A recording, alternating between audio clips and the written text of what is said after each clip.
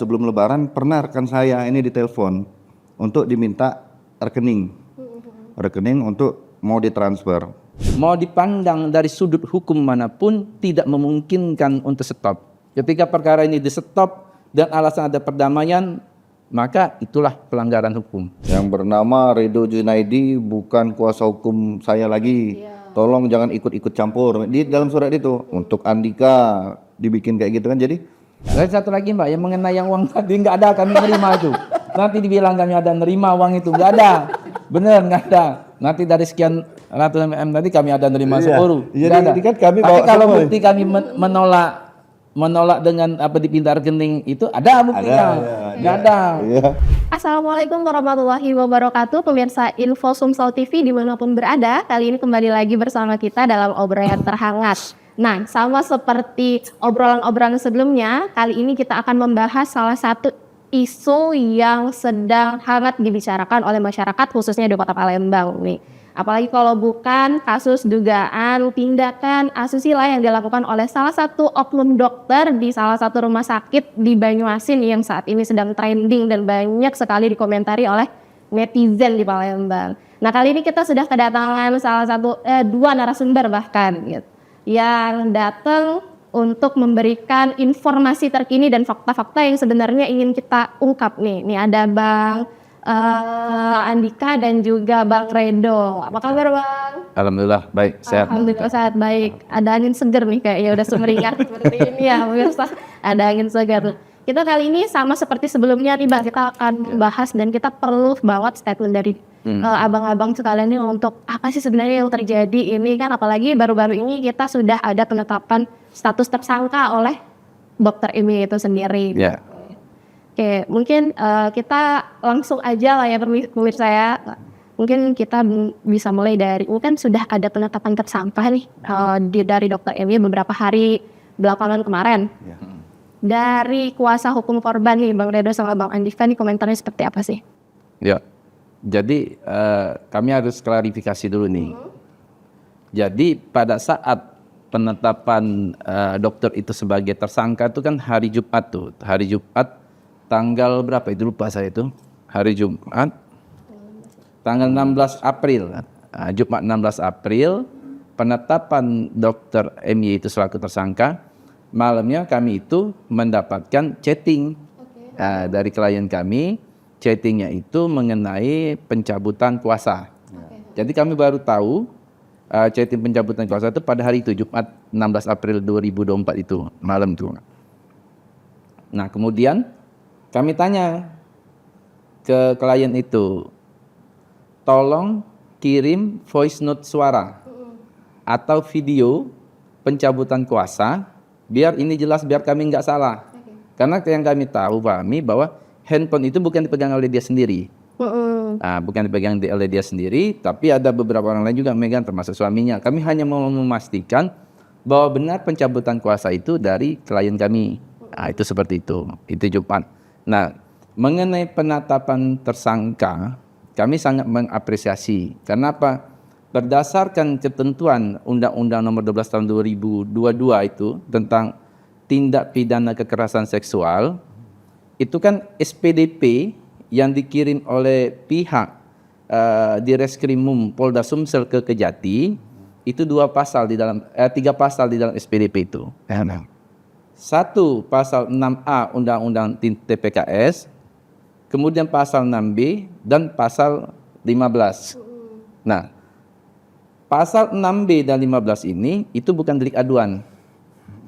Nah, dan perintah dari pasal 23 Undang-Undang TPKS itu menyebutkan bahwa terhadap perkara tindak pidana asusila itu tidak boleh diselesaikan di luar peradilan kecuali pelakunya adalah anak. Jadi kalau tindak pidana asusila itu kalau pelakunya anak bisa dan boleh di stop. Di luar dari pelakunya itu dewasa, perkara itu harus tetap lanjut. Makanya dari pihak Dr. MY hari Selasanya itu, Selasa tanggal berapa berarti itu? 12 April kalau tidak salah ya. Itu mengajukan permohonan pencabutan perkara dan alasan ada damai. Selasa itu sudah ditahan penyidik pencabutan itu. Akan tetapi Jumat dilaksanakan penetapan tersangka. Jadi secara hukumnya permohonan pencabutan itu secara makna tersiratnya itu tidak dikabulkan. Tidak diindahkan. Tidak diindahkan. Kenapa tidak diindahkan? Buktinya 3-4 hari dari itu penetapan tersangka. Dan memang ketentuan hukumnya pasal 23 Undang-Undang TPKS, memang perkara itu meskipun ada perdamaian tetap lanjut. Jadi perdamaian bukan menghentikan perkara, akan tetapi meringankan. Seperti itu. Nah, mungkin bisa dijelaskan juga nih Bang, ini kan penetapan tersangka terhadap Dr. ini kan sudah berlaku. Yes. Kemudian kemarin kita sempat dengar kabar bahwa ada uang damai itu. Nah, ini gimana sih bisa terjadi gitu loh? Oh, mungkin Bisa Ya. dijelaskan sama Bang Andika. Jadi kayak gini Mbak, kalau masalah perdamaian, dari pertama kami memegang perkara ini, kami sudah menyebut dan sepakat dengan tim bahwa murni kami ingin menolong klien kami ini ya kan, karena dia lagi posisi hamil pada saat itu 8 bulan apa 6 bulan ya. Terus dia orang yang finansialnya kurang. Jadi kami terketuk hati kami untuk menolong perkara ini. Dan di polemik masyarakat ada uang damai 600, ada perdamaian katanya kan. Kantor kami ini udah biasa Mbak yang menolong perkara-perkara pro bono. Bisa dicek, kami di Kementerian Hukum dan HAM, kami kerjasama. Pemkot Kota Palembang, kami kerjasama. Terus perusahaan-perusahaan BUMN di Palembang maupun di luar Palembang kami kerjasama. Jadi menurut kami dalam perkara Prabono kami mau mencari materi di sini sangat tidak memungkinkan gitu loh, sangat tidak mungkin maksud kami. Terlepas ada oknum yang katanya sudah menyaksikan menjadi saksi di perdamaian itu, mungkin dari pihak media ataupun penyidik langsung bisa mengklarifikasi, mengkonfirmasi apakah benar adanya tepung tawar yang sejumlah nilainya sampai 600 juta lebih. Itu kami sangat tidak tahu dan tidak pernah dilibatkan sama sekali. Akan tetapi sebelum lebaran pernah rekan saya ini ditelepon untuk diminta rekening untuk mau ditransfer, tapi ditolak mentah-mentah. Kami tidak mau karena kesepakatan kita dari awal memang murni untuk menolong klien ini dan bikin efek jerah kepada oknum-oknum cabul yang kayak gini. Jadi tidak gini, ada. Ya, jadi gini Mbak Mita, niatan kami dari awal memberikan bantuan hukum dari perkara ini satu, karena kami lihat ini tergolong masyarakat yang tidak mampu ya, mohon maaf ya. Kenapa? Karena suaminya itu tukang buruh untuk interior, bukan pemilik usaha interior. Partisi kayak itu. Terus kedua, perkara ini perkara asusila, di mana kami dapat informasi diduga bahwa dokter ini sebelumnya itu sudah melakukan hal yang sama juga tuh. Kalau kalian tenaga kesehatan boleh tanya nih di rumah sakit itu. Sebelum itu sudah pernah terjadi, tapi tidak sampai mencuat publik kemudian damai itu. Terus yang ketiga, yang kami miris itu bahwa yang sangat tersentuh di hati kami, bahwa si korban, mantan klien kami ini, itu dalam posisi kondisinya hamil. Nah, itu 3 hal ini yang melandasi kami. Makanya kami dari awal hanya sebatas yang kami pegang itu bahwa perkaranya harus jalan nih, kasihkan pembelajaran. Benar. Stop kekerasan seksual, berikan seret mereka pelaku ini sampai ke pengadilan. Mengenai kemudian di kemudian hari terjadi perdamaian, yang harus disampaikan bahwa perdamaian itu tidak kemudian menyetep perkara, dan seluruh tim kuasa hukum dari korban itu tahu bahwa perdamaian itu tidak menyetep perkara di pasal 23 seperti itu Mbak. Artinya mustahil untuk adanya RJ ya atau restoratif justice. Ya. Iya. Nah, ya. Kalau RJ itu sendiri, restoratif justice itu boleh saya buka dokumennya. Itu kan RJ itu ada dasar hukumnya tuh. RJ itu kan diatur di dalam peraturan Kapolri itu.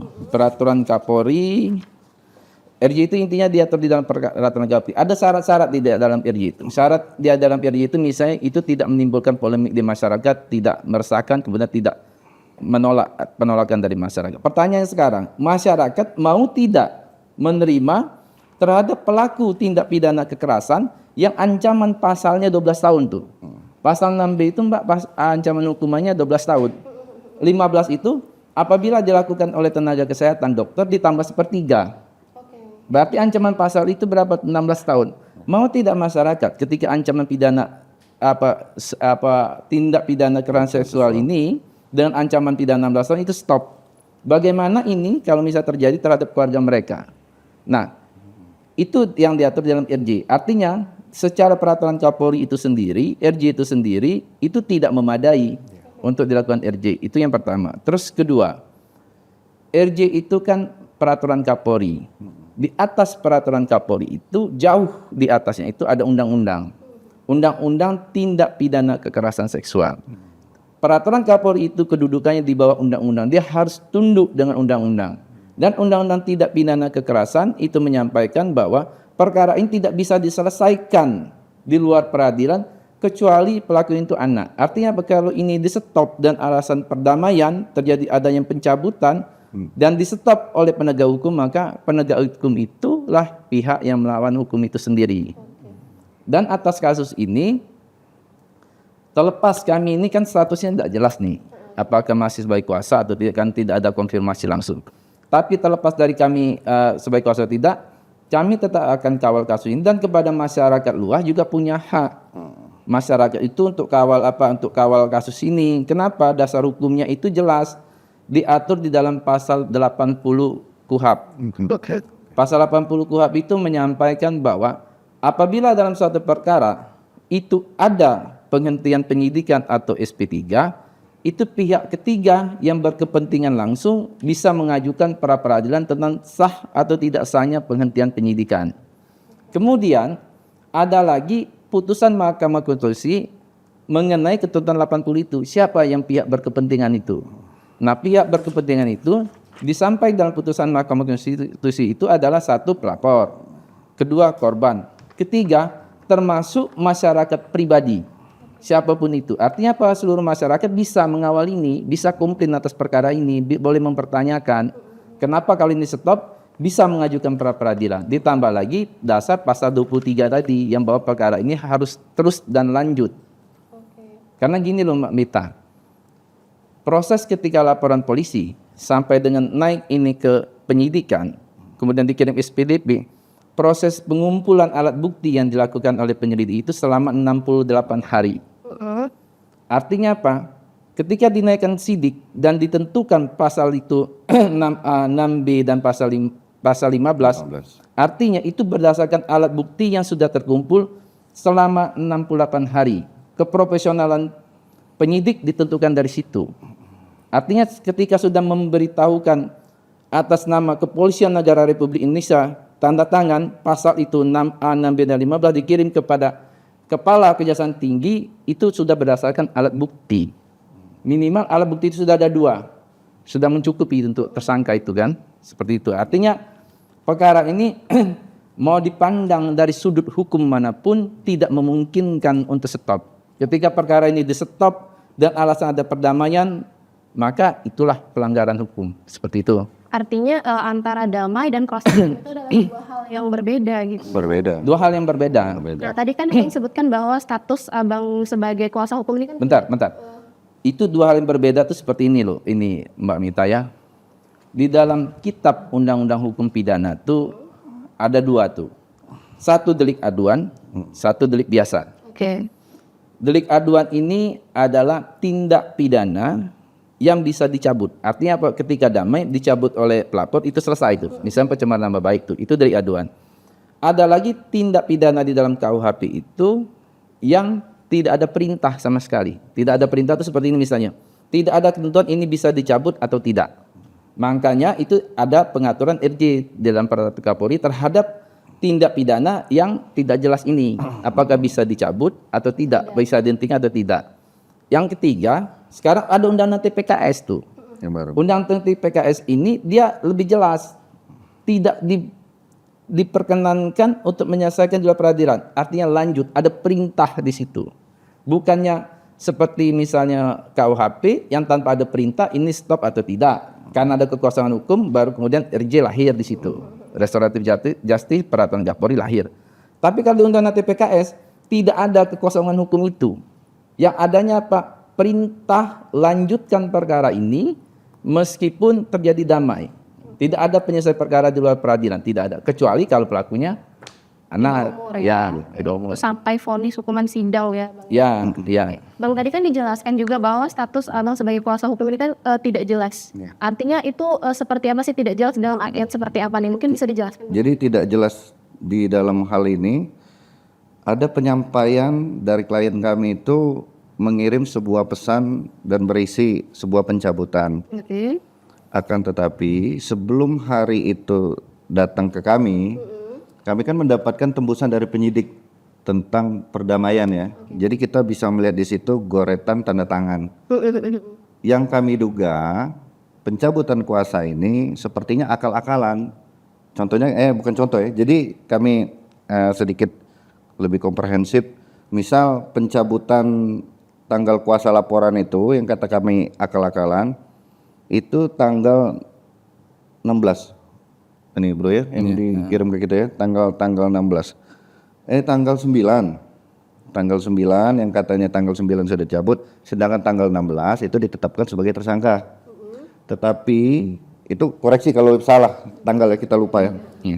Akan tetapi di perdamaian dari rekan lawyer sebelah, di situ kan ada perdamaian tempat dan saksi.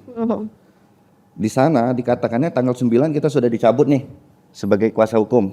Akan tetapi di surat perdamaian itu kenapa mereka masih ada tembusan saudara Febri sebagai penasihat hukum? Oh iya. Harusnya kalau kita sudah tidak jadi pengacara klien kami lagi, itu tidak perlu sampai ditulis ada tembusan. Cukup ke penyidik saja gitu loh. Tidak perlu lagi tembusan ke kami. Kami berasumsi, jadi kami tetap masih sebagai kuasa hukum karena di situ aja kita masih disebut gitu loh. Atas nama tadi. Dan kami pun ke klien kami mencoba komunikasi tidak bisa, Mbak. Oh, sampai sekarang tidak bisa. Tidak ada komunikasi. Jadi setelah WhatsApp datang ke saya, ke rekan saya dan lain-lain, kami konfirmasi. Oke, terima kasih sudah mencabut kuasa, akan tetapi pada prinsipnya kami pengen kejelasan ini tolong di voice note-kan supaya tidak ada polemik di depan. Itu tidak terkonfirmasi sampai sekarang. Voice note itu tuh biar terbukti bahwa memang dari klien. Iya, dari suara benar saya. dari klien. Soalnya dari tanda tangannya kok.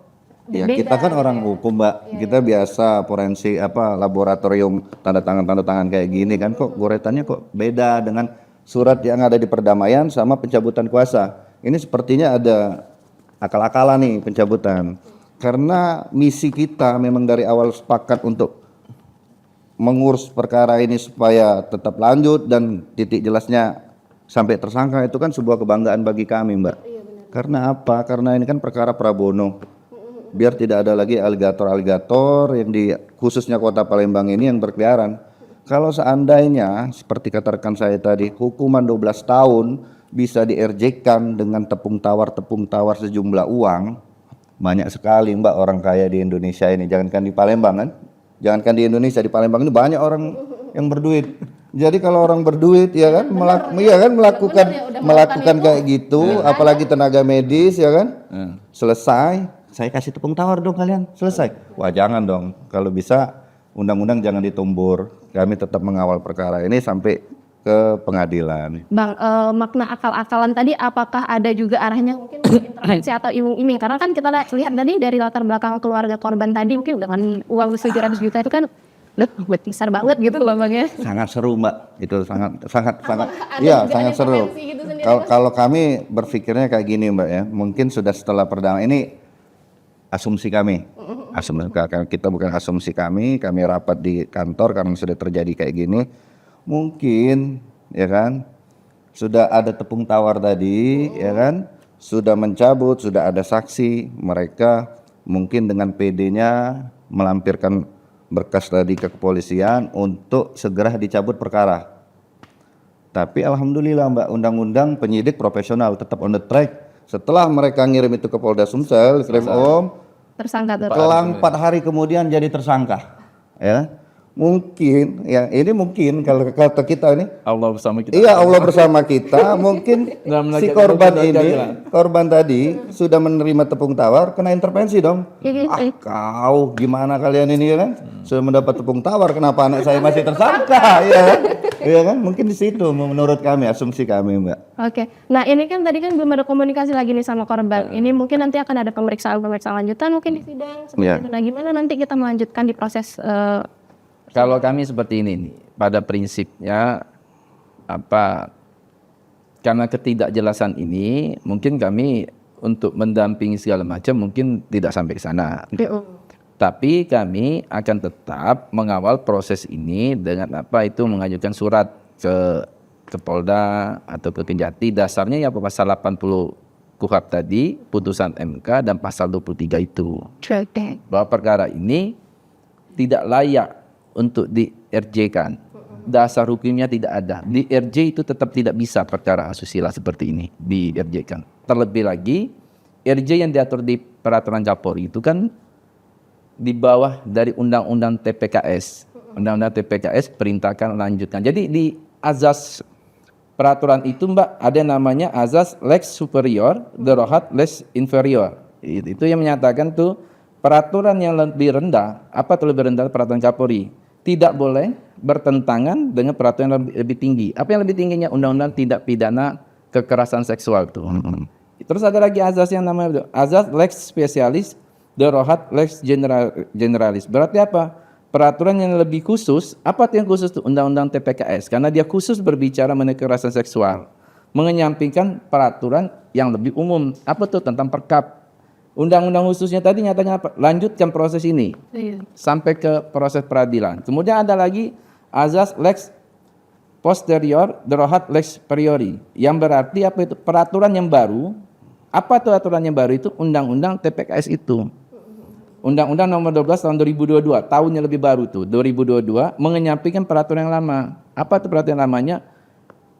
RJ diatur di dalam Perkap nomor 8 tahun 2021, itu lebih lama tuh. Jadi tidak ada dasar hukum yang mampu atau bisa menyampingkan ketentuan pasal 23 Undang-Undang TPKS yang memerintahkan lanjutkan perkara ini sampai dengan proses peradilan. Oke. Artinya untuk semua perkara yang sudah berjalan sampai hari ini, abang-abang ini pengennya puncak dari persoalan ini adalah persidangan tadi ya Bang ya, sampai divonis. Oh iya dong. Jadi di mata masyarakat tidak ada kesenjangan nih Iya. antara si kaya dan si miskin.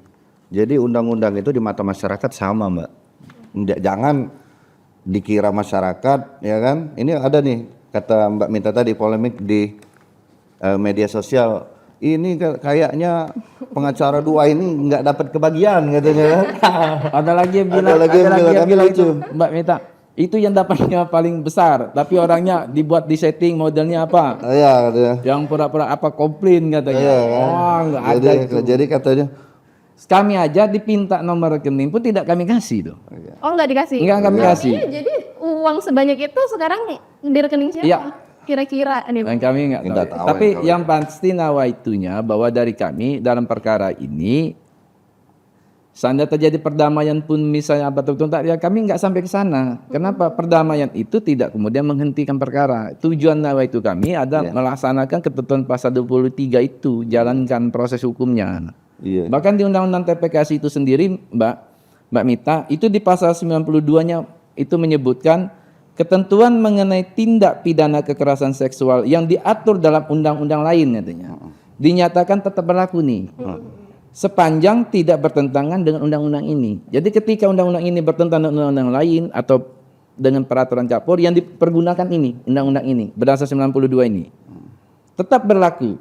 Tapi tidak boleh bertentangan dengan undang-undang ini. Undang-undang TPKS ini menyatakan perkaranya lanjutkan proses hukum seperti itu. Bang ini kan abang-abang ini kan pengennya kan kasusnya on track terus kan sampai ke persidangan. Gimana nih kalau misalnya suatu saat atau hari ini atau malam ini tiba-tiba abang-abang ini didatangi sama tek misalnya gitu. Oh, kalau gimana kalau kasus ini damai? kalau itu Mbak, sebelum Mbak Mita ngomongkan untuk malam ini, sebelumnya mungkin dari pihak-pihak yang lain sudah banyak Mbak yang coba mendekati kita. Ya, jadi yang kami tanamkan juga kepada tim kami, Iya. disampaikan juga ke tim bahwa pasal 23 kami sampaikan dan seluruh tim itu juga tahu pasal 23 itu perkara yang tidak bisa stop. Jadi sedari awal sudah tahu semua tim bahwa perdamaian itu tidak menyetop perkara tetap lanjut. Makanya ketika ada yang bahasa sempat disampaikan ke kami itu tepung tawar, kami tidak kemudian ketika dipindah rekening kami memberikan, tidak. Kenapa? Itu bukan konteks wilayah kami. Iya. Silakan klien kami ada damai, silakan itu. Iyalah. Nah, silakan dia ada tepung tawar, silakan. Kami tidak berkeinginan sampai ke sana. Dia damai boleh, tapi yang kami inginkan dari awal kasih pembelajaran kepada aligator. Biar ini tidak terjadi lagi berulang kali seperti itu. Jadi stop. Jadi kalau misal pelaku tindak pidana kekerasan seksual itu mau melakukan coba-cobanya, berpikirnya nggak 10 kali, dia berpikirnya 1000 kali. Dengan ancaman pidananya itu yang 12 tahun ditambah sepertiga 16 tahun. Iya. Tapi kalau misalnya perkara yang di stop tanpa dasar hukum, yang undang-undangnya ini jadi presiden buruk nih. Apalagi ini kan ditangani oleh Polda. Akan jadi contoh buruk nanti untuk Polres, Polsek dalam menangani tindak pidana seperti itu Mbak Mita. Siapkan aja tepung tawar ya. Siapkan Kita tepung sedikit tawar, aja duit ini selesai. katanya Iya. damai, jangan. Artinya Bang Andika sama Bang Redo ini pengen memberitahu kepada masyarakat bahwa mau kaya, mau miskin, mau statusnya sama. apa ya, kalau salah, salah. Iya, Ya. Lagi ini tindakannya tindakan asusila. Iya. Kami terangkan Mbak, di tim kami ini dari awal sejak penandatanganan kuasa, kami sampaikan bahwa tidak ada mungkin damai ada di sini karena undang-undang yang ngomong bukan kami. Ya. Peraturan Jadi jangan undang-undang yang perspektifnya di kepala itu kalau damai pasti stop. Iya, Enggak. kalau damai. Damai itu meringankan. Iya, kalau damai kan agama aja kan membenarkan, Mbak. Kalau orang bertikai saling memaafkan kan, Damai sah-sah itu indah. saja. Iya, sah-sah saja. Kalau misalnya di sela-sela itu ada kan biasa Mbak pro dan kontra, ya kan? Ada yang ngomongin kita ini, itu nggak dapat duit itu, katanya kan, nggak dapat duit. Kalau kita Mbak memilih honor di kantor kita pilih-pilih Mbak. Karena ini sudah masuk di arana di kantor kita ada bidang masing-masing kan, ada yang ngurus prodeo, ya udah prodeo, berarti malah uang kita pribadi Mbak yang sudah kita gelontorkan untuk perkara ini, bukan kita meminta uang dari si korban. Sudah ada lagi Mbak Mita, ada lagi itu yang coret di medsos katanya. Wah itu katanya orang dua itu yang ambil semua uang. Nanti dia pura-pura fake. Enggak. Iya. Fake benar kami. Jadi iya, Benar-benar saya fake. kemarin Kami kirim surat itu ke Banpol, kami buat Iya. tuh. Kalau pura-pura nggak sampai segitu. Kemudian kami buat surat lagi ke Polda tuh, ke direktur tuh, sampai tembusannya ke Mabes, wah iya. ke Komisi Kejaksaan, ke Kejaksaan Agung, ke Kejaksaan Tinggi. Kalau pura-pura nggak sampai seperti itu, kami kirim benar itu. Lengkap itu Mbak. Jadi Lengkap. administrasi kami, kalau misal kami ini ada polemik bermain, kami mencari sesuap uang katanya tadi, administrasi kami lengkap loh. Kami melayangkan surat pertama, surat kedua, kami saya sama Pak Direktur nih saling kirim undang-undang nih. Tapi alhamdulillah saya sangat apresiasi sama Bapak Dirkrim Polda Sumsel. Jadi kan beliau ya walaupun kita berdebat tapi sehat Mbak. Saling kirim data. Ini udah damai ini tapi ini undang-undangnya Bang kata kita kan. Bang, ini kan kita kan sampai saat ini belum ada komunikasi sama korban. Ya. Depannya kemungkinan akan ada komunikasi nggak, atau abah yang dua ini datang ke korban gitu? Kalau kami gini loh Mbak Mita, kami sudah coba itu melalui handphone ya. Mungkin ada situasi yang tidak nyaman misalnya ketemu kami, nggak tahu kami kenapa. Iya. Situasi nggak nyamannya apa? Kalau mungkin dia merasa seperti apa itu kami nggak tahu. Karena apa? Apa susahnya ketika dia bilang kuasa ini kami cabut nih dengan kirim voice note suara atau video biar segala sesuatu itu menjadi jelas dan terang. Iya. Enggak susahnya. Jangan malah dibuang ke media. Dibuang ke media itu mungkin kami beberapa hari ini dapat pesan dari media secari surat bahwa di situ yang bernama Redo Junaidi bukan kuasa hukum saya lagi. Tolong jangan ikut-ikut campur. Di dalam surat itu untuk Andika dibikin kayak gitu kan. Jadi ini siapa yang kirim Mbak? Gitu loh. Kan harusnya lebih komprehensif lagi, ditelepon lebih misal dia malu 6 mata 4 mata. Mungkin ada kepentingan lain di situ, ngomong dong sama kita. Kan kita kan ya dari awal kan ngebantu dia kan cuma-cuma klien kita stres, kita bantu kalau bisa ke psikiater ya kan. Pokoknya kita arahin yang benar, Mbak. Tapi pada akhirnya ini statusnya apa yang kita perjuangkan ini sudah 90% ini, Mbak. Menurut kami sudah 90%, suatu kebanggaan untuk kantor kami, Mbak. Jadi jangan ada oknum-oknum yang mengatasnamakan kantor kami menjadi jembatan untuk mencari sesuatu, Mbak. Keuntungan semata pribadi. Jadi dari kantor kami tegaskan lagi ke masyarakat Palembang, kantor kami tidak memungut biaya apapun dalam perkara ini. Kantor kami mendukung penuh perkara ini sampai jadi tersangka dari awal lidik, sidik, jadi tersangka. Bila perlu ini kami kawal sampai pengadilan. Free semua, Mbak, dan tidak ada kepentingan sepeser pun yang masuk ke kami. Jadi terlepas di luar ada yang menerima sejumlah uang katanya 600 sampai 3 miliar 6 miliar, silakan dikonfirmasi. Kan di situ ada surat perdamaian, ada namanya surat perdamaian, ada saksi, ada lawyer di situ kan. Tolong dikonfirmasi. Jadi kalau seandainya itu potensi pidananya kan ada, Mbak. Iya. Potensinya kan karena menjanjikan damai, sudah tepung tawar, tapi tidak terjadi malah jadi tersangka. Ya kan potensi penipuan. Apa kalau kita kuasa hukum tahu kok pasal 23 itu. Iya. Kuasa pelapor, apalagi yang terlapor juga harusnya tahu itu. Kalau tidak tahu kami kalau di dalam itu ternyata jebakan Batman kan. Jebakan Batman, ambil uang, perkaranya tetap jalan. Kami nggak tahu. Terus itu ada yang tuduh kami katanya setting otak kepalanya kami berdua. Iya. Apa kami berdua ada yang seperti itu? Apa kira-kira? Ada yang lucu, ada yang lucu lagi nih, Mbak Mita. Kan pertama kali awal perkara ini bilangnya kami semua dari lawyernya yang dari Jakarta kan dengan tegas itu kan ngomong kan, wah klien saya ini difitnah katanya kan, ini profesor, asesor apa profesor kan kita sejawat itu ya. Harusnya kalau misalnya itu tetap aja pendirian dengan itu. Kenapa sekarang setelah jadi Mbak, polisi itu kalau bukti tidak cukup, ya kan, saksi tidak cukup. Kalau bahasa Palembang itu tidak basing-basing, Mbak, penyidik itu nak jadi kuang tersangka, ya kan? Enggak sembarangan, ya kan? Apalagi Mbak Mita ini prosesnya kan lama tuh. 68 hari untuk mengumpulkan alat bukti dan meningkatkan status dari lidik ke sidik SPDP pasal 6A, 6B, 15 Undang-Undang Tindak Pidana Kekerasan Seksual. Tiba-tiba sekarang profesor itu dan rekan-rekan pengacara pihak sebelah damai itu indah berarti kan udah salah nih, ya kan. Sekarang kita ditumburkannya sama media, Mbak, kita ditumburkan dengan netizen sama masyarakat, makanya kami senyum-senyum saja, Mbak. Yang penting misi sosial kami, pro bono kami, alhamdulillah lancar. Bukan senyum-senyum karena dapat uang tadi. Wah, enggak ada. Dipintarkan itu kan. Mentah-mentah. Iya kan? 600 juta itu paling dapat 2 lah berlian nih, Mbak. Iya kan?